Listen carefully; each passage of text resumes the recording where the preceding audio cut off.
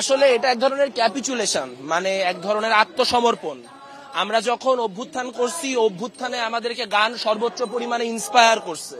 আমরা দেখছি যে কিভাবে গান, কবিতা এগুলো অভ্যুত্থানের একদম অঙ্গাঙ্গী জিনিস ছিল। কিন্তু এখন যদি আসলে কিছু ধর্মীয় দল বলতে চায় যে গানের সাথে আসলে ধর্মের সংঘর্ষ আছে, আসলে এখানে যে ধর্মের বিকাশ বলেন বা সবকিছু এখানে সঙ্গীতের মধ্য দিয়ে হয়েছে।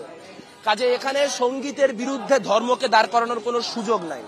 তো আসলে বাংলাদেশে যে শুধু প্রতিক্রিয়াশীল মানুষ নাই, বাংলাদেশের প্রচুর মানুষ যে বিশ্বাস করে যে শিশুদের বুদ্ধিবৃত্তিক বিকাশ, কগনিটিভ ডেভেলপমেন্টের জন্য যে মিউজিকের সেন্স দরকার, সেই জায়গা থেকে প্রাথমিক শিক্ষায় যেই শারীরিক শিক্ষা এবং সঙ্গীতের শিক্ষা, এটা পুনর্বার অন্তর্ভুক্ত করার যে দাবি, আমরা জানি যে এটা সিদ্ধান্ত গ্রহণ করছিল যে তারা অন্তর্ভুক্ত করবে, কিন্তু পরবর্তীতে এই ধর্মীয় গোষ্ঠীগুলির তথাকথিত ধর্মীয় গোষ্ঠী, আমি বলবো তথাকথিত ধর্মীয় গোষ্ঠীগুলির চাপে তারা যে করতে পারলো না।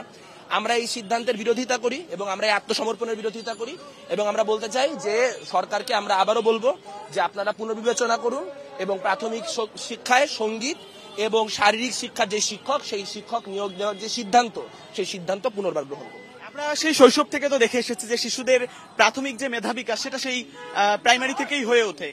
এই বাতিলের এই সিদ্ধান্ত শিশুর মেধা বিকাশে তো প্রভাব পড়বে। অবশ্যই আমরা জানি যে আসলে মিউজিক্যাল যেই সেন্স, মানে আমি নিজেও ভালো গাইতে পারি এমন না, মানে ভালো গাইতে পারা জরুরি না, কিন্তু সঙ্গীত শেখার মধ্য দিয়ে আসলে তার যে কগনিটিভ ডেভেলপমেন্ট হয়, একটা হচ্ছে তার কগনিটিভ ডেভেলপমেন্ট সঙ্গীতের মধ্য দিয়ে, আর একটা হচ্ছে তার ফিজিক্যাল ডেভেলপমেন্ট শারীরিক শিক্ষার মধ্য দিয়ে।